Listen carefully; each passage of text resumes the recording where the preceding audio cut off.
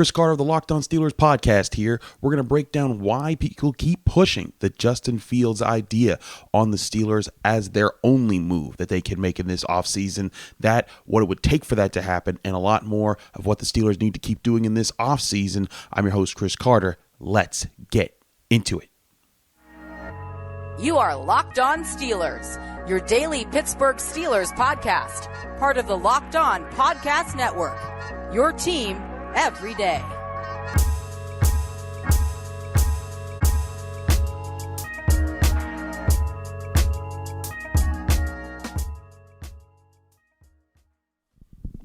Hello, welcome to the Locked On Steelers podcast. I'm your host, Chris Carter, bringing you your daily dose of all things in the Pittsburgh Steelers. As always, you can find the show on your favorite podcasting apps and on YouTube. Like this video if you enjoyed. Subscribe to this YouTube channel to get all of your daily Monday through Friday episodes, as well as our bonus content. We thank you for making us your first listen every day because we're your team every day. And today's episode is brought to you by FanDuel. Make every moment more. Right now, new customers get $150 back in bonus bets with any winning $5 bet. That's right, $150 if your bet wins by visiting FanDuel.com/LockedOn to get started. All right, Steelers fans, let's talk about what's going on with the Justin Fields situation. And if you're saying, Chris, you've covered this already, I know. And people won't leave this topic alone.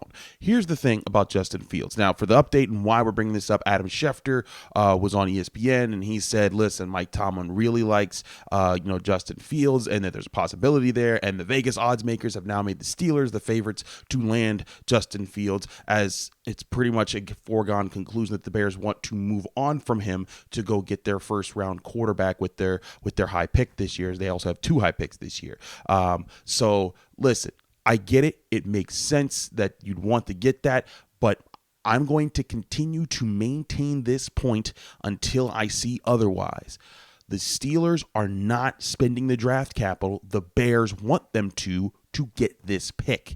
Now, if you're sitting here saying, Chris, but Justin Fields, the way that he plays, it fits Arthur Smith's style. He could run. He could be athletic. He has an arm. He can do things that Kenny can't. And there's all these things that you could work out. That listen, I agree. I like Justin Fields coming out of college. I even think that if he's put in the right situation right now, that you could see him play better.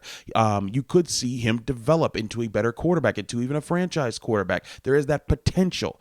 But here's the problem with this gamble. You're gambling on a guy who, in his time with the Bears over the past 3 seasons, he's thrown a combination of I think it's 30 interceptions and 34 fumbles in those times. That's a lot of turnovers in just 3 seasons, and that's not the rate the Steelers want to go with. Now, you could also say, hey, well, Chris, the Bears have been in a bad situation. No quarterback looks good for the Bears. I agree with that.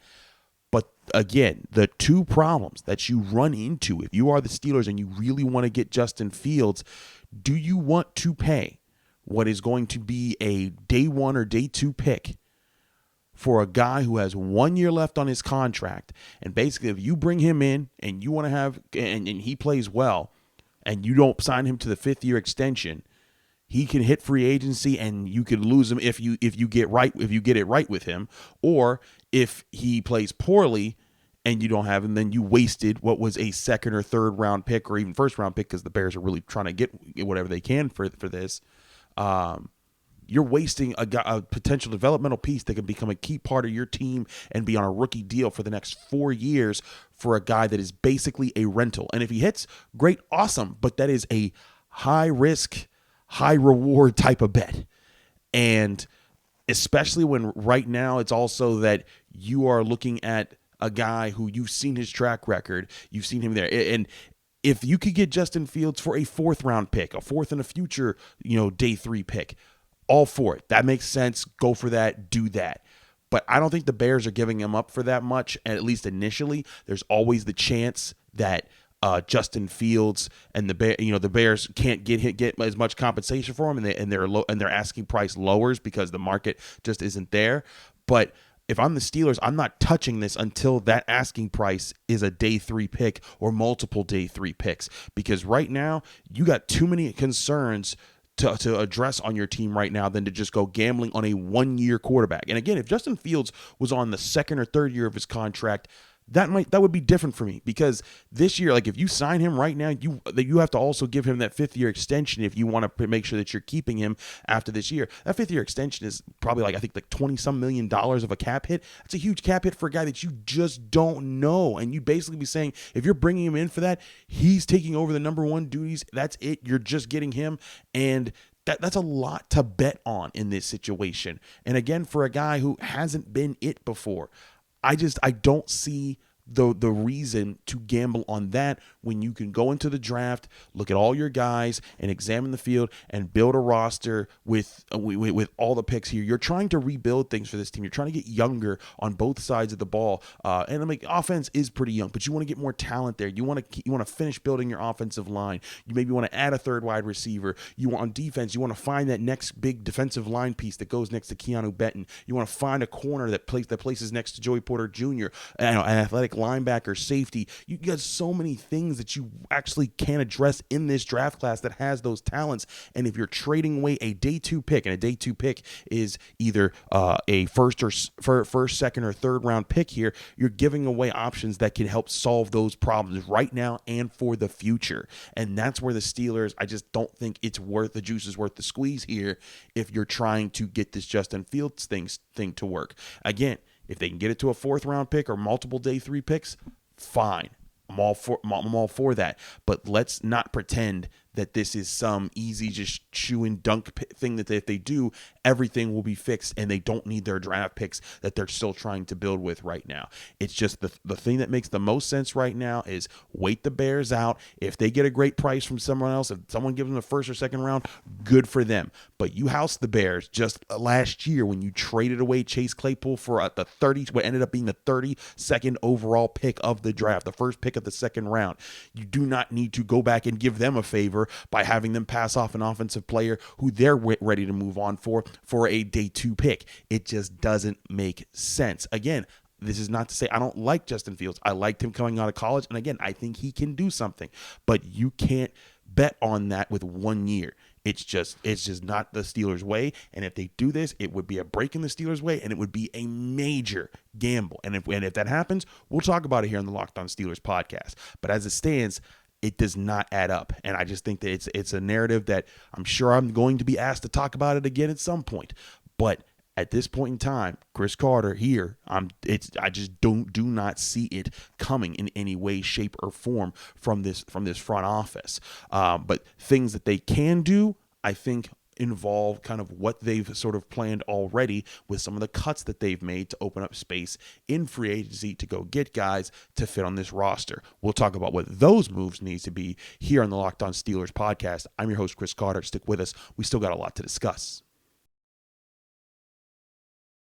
Today's episode is brought to you by FanDuel Sportsbook, the #1 sportsbook in America. And there's always great chances to win on FanDuel, which is America's #1 sportsbook. Right now, new customers can get $150 in bonus bets back with any winning $5 bet. If you're like me, football season being over doesn't mean I'm done with sports, because FanDuel is here to give you so many ways to play and win in the NBA, NHL, college basketball, and so much more action that's available out there. You can make quick bets. You can find different ways to win. You can make same game parlays. You can get exclusive prop bets and so much more on all the active sports. And with all of basketball, college basketball, and hockey, there's action every single night. New customers, if you join FanDuel Sportsbook today, you can get $150 back in bonus bets if your first bet of $5 or more wins. So go to FanDuel.com/lockedon right now. You can sign up for that amazing offer, and there's no better time to join.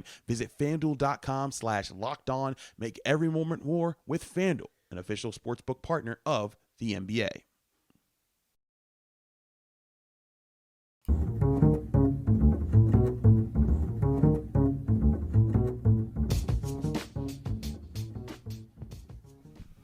We're back here in the Locked On Steelers podcast. I'm your host, Chris Carter.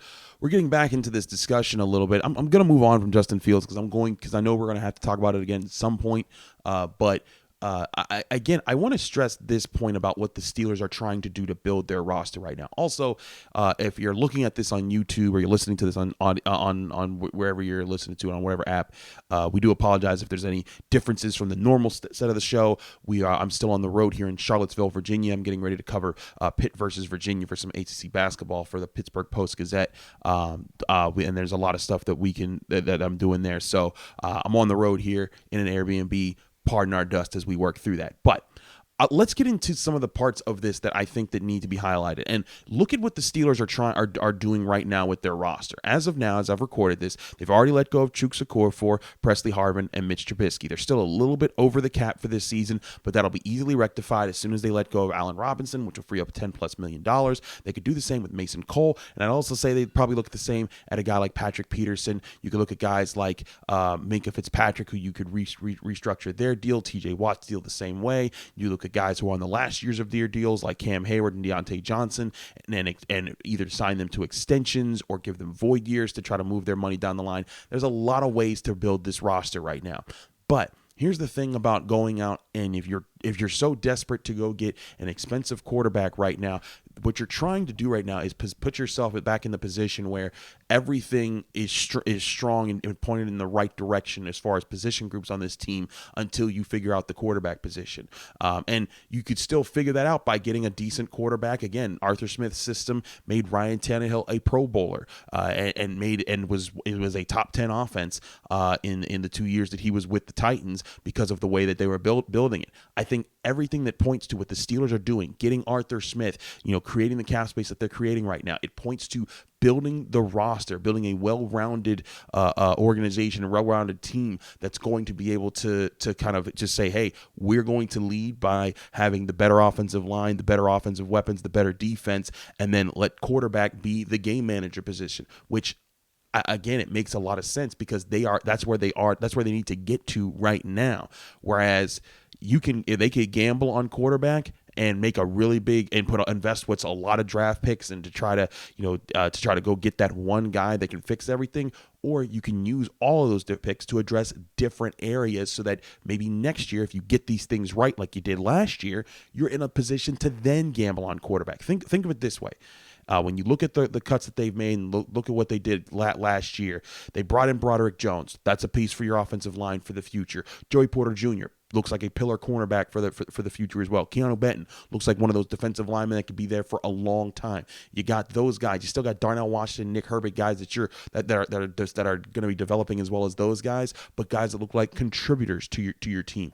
Let's say the Steelers have another offseason like this where they also add a veteran like Isaac Seumalo. Say you get like an Isaac Seumalo level player at like cornerback. Maybe you go and get a guy that plays well there across from Joey Porter Jr. And then in the draft, you hit on with 3 of your draft picks, you get good players, say you fix center, you get the other offensive tackle, or you get a playmaker wide receiver, or that's where you get your cornerback, or you get a top safety that can pair with Minkah Fitzpatrick, or a young linebacker that can be part of that group, or another defensive lineman.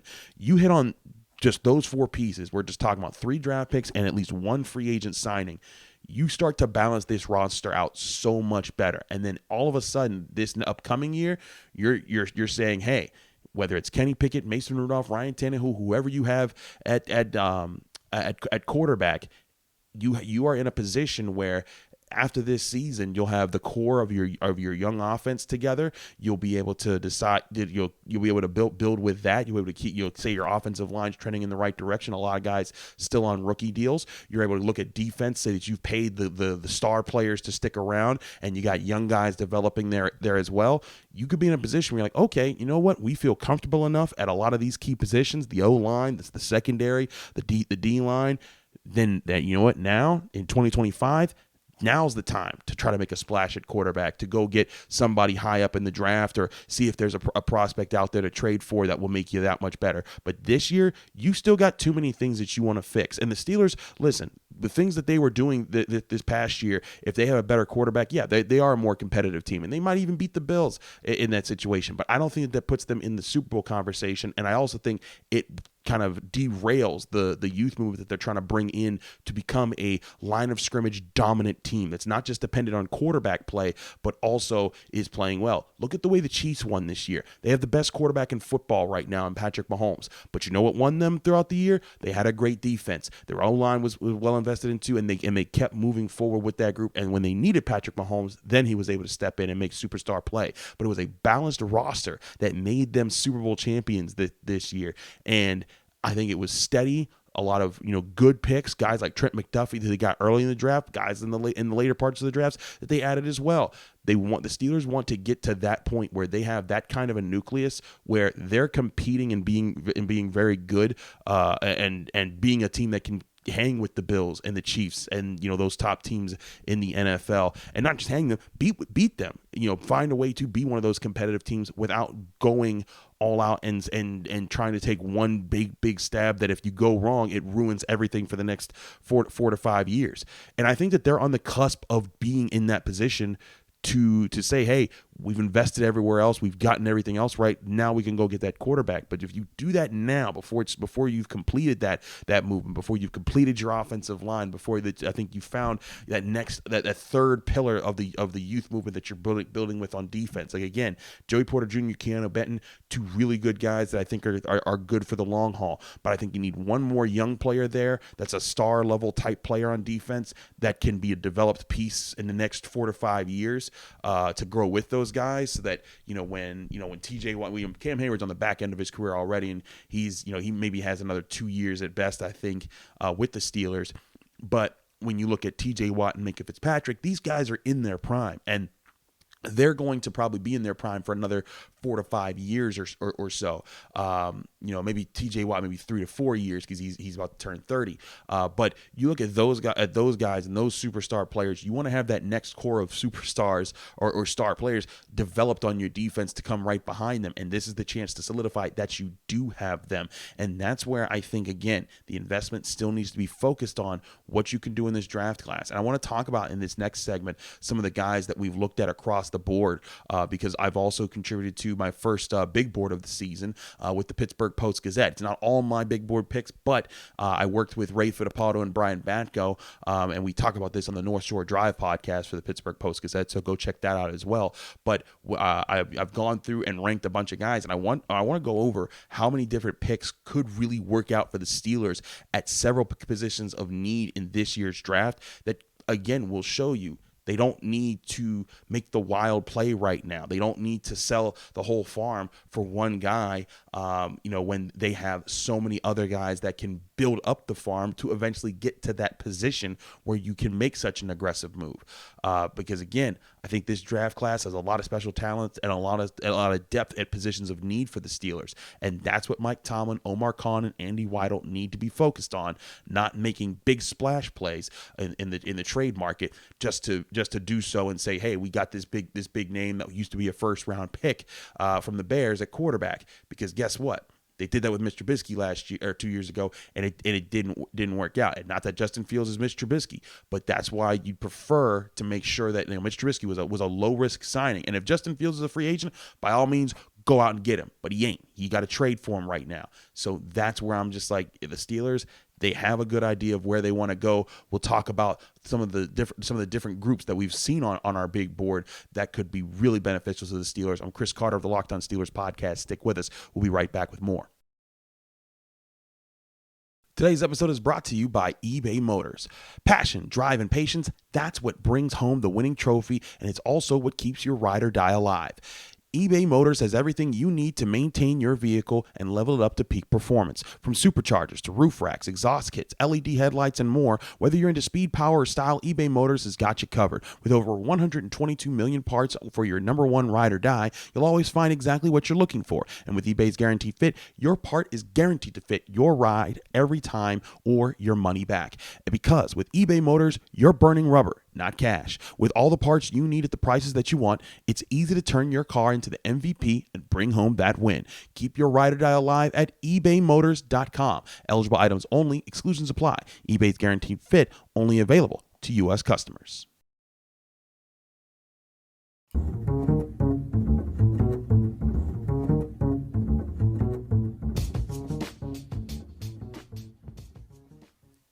Back here on the Locked On Steelers podcast, I'm your host, Chris Carter. We continue our show here, and I want to walk you through the first big board that I've contributed to this year, like I said. So for the Pittsburgh Post-Gazette, we did a big board of top players at positions across the board that the Steelers could be looking at with their early picks in the NFL draft.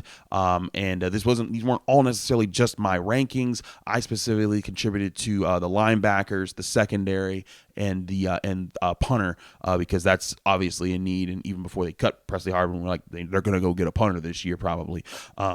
But Ray Fittipaldo and Brian Batko also contributed to this, so some of these are also their rankings. But I agree with a lot of their points here in the structure of which how they've built a lot of these rankings. So let's go at this, and we'll quickly acknowledge center. Center is obviously important. You've heard me talk about it a lot. I'm not undervaluing it. I'm going to talk a lot more about other positions on this segment because I have told you a lot about Jackson Powers Johnson and Zach Frazier and the importance of the Steelers getting one of those two guys in this draft class. And there are other guys like Graham Barton, Cedric Van Pran, Bo Limmer. All those guys certainly are prospects, but I don't think that they're home run prospects the way that if the Steelers get one of those top two guys, they know their center position looks great for the years to come. But let's look at other key positions that you could be looking at for the Steelers that would make a lot of sense for them right now. And specifically, let's look at offensive tackle, because tackle is a position where if the Steelers double down and get there, you can get two dominant tackles. The Steelers haven't had two dominant tackles at the same time in a long time. And I've said this several times before, over the past several years. When you look at the Steelers' greats and the legends on all positions across the board, offensive tackle is like the one group that you don't see like superstar Hall of Fame talent the way you do in others. They have Dermontti Dawson and Mike Webster at center, and you could throw Marquise Pouncey, Jeff Hardings, and other guys there. They have guards like Alan Faneca, like David DeCastro. They have quarterbacks like Ben Roethlisberger and Terry Bradshaw, running backs like Franco Harris and Le'Veon Bell and Jerome Bettis, receivers like Lynn Swann, John Stallworth, Hines Ward, and Antonio Brown. You name them. They got that everywhere. Tight end's another position where you really kind of just have Heath Miller, but cornerback Rod Woodson, Mel Blount, linebackers Jack Lambert, Jack Ham, defensive line Joe Green, the Steel Curtain, Cam here. You can go everywhere. Safeties Donnie Shell, Tamika Fitzpatrick, Troy Polamalu. They're everywhere. Tackle is the one position the Steelers have not been dominant in building in their time as a franchise. And if they could get Broderick Jones and another really good athletic offensive lineman that plays tackle and can get to the second level, that could be a good piece. Now, my friend Ray Fittipaldo from the Post-Gazette, he was ranking guys as far as guys that the Steelers could get. He really likes J.C. Latham out of Alabama. I've only seen limited tape of Latham, but from what I've understood, he is a very good run blocker. He dominates at the line of scrimmage, and he's strong in pass protection. He could be a guy that if you're able to get him with the 20th overall pick, him and Broderick Jones, you put them out there, you're good at tackle. You're going to dominate those positions. You're probably going to get great protection for whoever your quarterback is. You're also probably going to dominate the ground game. Now, if you take that guy take a guy like J.C. Latham at tackle at 20, there's also guys like Amarius Mims, Talaiz Fuaga, guys that'll be there. I don't expect Joe Alter, Olo Fashanu to be there. They're probably going to be top 10 picks, top 15 picks at the lowest. But if you get one of those other three guys, Latham, Mims, or Fuaga, you could really set yourself up for having that is a great spot. Now, you need to make sure you go get your center in the second round, or maybe trade up in the second round to make sure that you get Zach Frazier, because I don't think Jackson Powers Johnson will even get to the second round this year. But that's another position where you're building up, and if you get tackle and center solidified in this draft class, you got Sayamalo and Daniels at guard, you got Herbig on the backup offensive line. You could be set for several years on the offensive line. And one thing to remember is that when you have like three anchor pieces on the offensive line, it makes it easier to fill in the other spots. Like, for example, you go back to the 2010s, Marquise Pouncey and David DeCastro, they were the anchors of that offensive line. Ramon Foster, great player, awesome person, and a good friend. He's a guy that I've talked to plenty of times. But Ramon Foster wasn't the anchor of that offensive line. You could have a guy like Ramon Foster who was very solid, but not dominant per se, compared to Pouncey and DeCastro, because you had those other two guys there. Same thing for guys like Calvin Beachum and Alejandro Villanueva. I will say Marcus Gilbert played like an anchor until he got injured in the mid-2010s, and that was an unfortunate injury that derailed what could have been the other piece of that offensive line that kept that group dominant and maybe even lasted until now. If you look at how unfortunate that group of offensive linemen's injuries kind of shortened their careers. Pouncey was expected to be around a few more years than he was. Same with David DeCastro, and Gilbert ended much earlier, but still that crew finding there. So if you could figure that out for the next, assemble that crew that you build around for the next 10 years, that's a great problem to have solved. And there's other positions like that. Corner is another really strong position in this draft class. And that was one group that I did put together on the big board for the Pittsburgh Post-Gazette. And again, go to post-gazette.com if you want to read it. We have what's called the skinny, the fit, and the latest. We talk about a baseline understanding of who the players are, then how they fit the Steelers, and then the latest news as far as where they might be in the draft process. And this is a big board that will update throughout the off season, with the combine, with pro days, and then with visits and all the things that we learn about these guys. We'll be moving these rankings up and down throughout that time. But I listed my top 5 corners in this draft class. I really like Terrion Arnold out of Alabama, Quinion Mitchell out of Toledo, Cooper DeJean out of Iowa, Nate Wiggins out of Clemson, and Kool-Aid McKinstry also out of Alabama. The Steelers, if they got any one of those 5 guys in my book, they'd put themselves in a position to kind of be where the Browns are in their secondary with Denzel Ward and Greg Newsome. You'd have 2 guys that you could leave in man coverage all day long and trust that they're going to win most of their matchups, even against top flight receivers. You get that kind of production at corner, you're in a good spot. But even if, say, you didn't go there and you didn't go get safety or cornerback in the first round, safety has tons of talent that you can get in the second round. Like if you got your center in the first and you wanted to get something else, safety is another position where if you get a young guy who's on a deal for the next 4 years and is a really good contributor for you next to Minkah Fitzpatrick, that's a cheap player. That's a really good piece in your defense. And if you hit there, it's another big addition to your team that helps you and get a lot of answers across the board. And there's some good safeties that I think fit in the second round. I really like Tyler Nubin out of Minnesota. He had five interceptions. He has really good numbers when being targeted out of Minnesota, and he also 6'2", so you could maybe put him on some tight ends, put him in some good spots there. But even if you wanted to go past him and wait a little bit longer, I think Kalen Bullock out of USC is another 6'3" type of guy. I really like Tyke Smith out of Georgia. Now he's smaller, but with his style of play, he can play a lot of slot, and that's what I want in a safety, is a guy that gives me options either at playing in the box or playing in the slot that makes Minkah Fitzpatrick not have to be in that position, because the Steelers moved him around because I don't think that they trusted a guy like DeMonte Kazee or Keanu Neal to stick guys in the slot as well. And maybe Shannon Sullivan, maybe he's kept around and he can help with that, but I think a safety like Tyke Smith who can help you with that, that's another building block for your defense, who also has good ball skills. And I also like the way Tyke Smith gets involved in the run defense.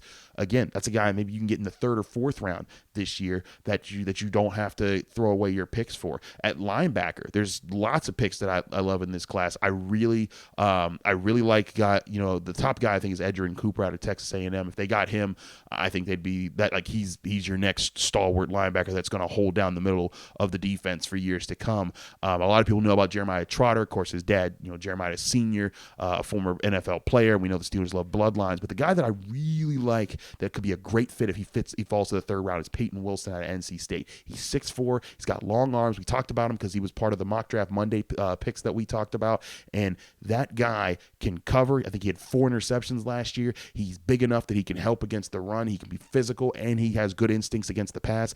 That's a guy who I think that if you drafted, you could still have Cole Holcomb and Landon Roberts as your starters, but he could be infused quickly and maybe even take the snaps off of one of those guys as the year develops and he gets sharper there. But this is what I'm talking about. I just talked about just a few positions: tackle, center, linebacker, cornerback, and safety. We haven't even gone over like which receivers could be the best fits for the Steelers if they were to wait until like the 2nd or 3rd round to make their move in the 4th or the 4th round. We didn't get into like if they wanted to get other interior offensive linemen. We didn't even get into defensive line. We're trying to get another guy to pair with Keanu Benton for the long future if the Steelers don't see that being with DeMarvin Leal. There's a lot of different ways for them to go, which again gets back to my point It's not the time to spend big to bring in Justin Fields on a 1-year deal and then have to sign him to a 5th-year extension before you've even seen him play. It's not the move right now, and there's plenty of other moves to be made, and there's plenty of other moves that we'll keep focusing on here on the Locked On Steelers podcast throughout the rest of the offseason. I'm your host, Chris Carter. Follow me on Twitter and Instagram at Carter Critiques. Read my work at the Pittsburgh Post-Gazette, post-gazette.com. Find me here on the Locked On Steelers podcast every Monday through Friday on your favorite podcasting apps and on YouTube. Like this video if you enjoy it. Subscribe to this YouTube channel to get all of those daily episodes. We're back tomorrow with more on your Pittsburgh Steelers right here on the Locked On Steelers podcast.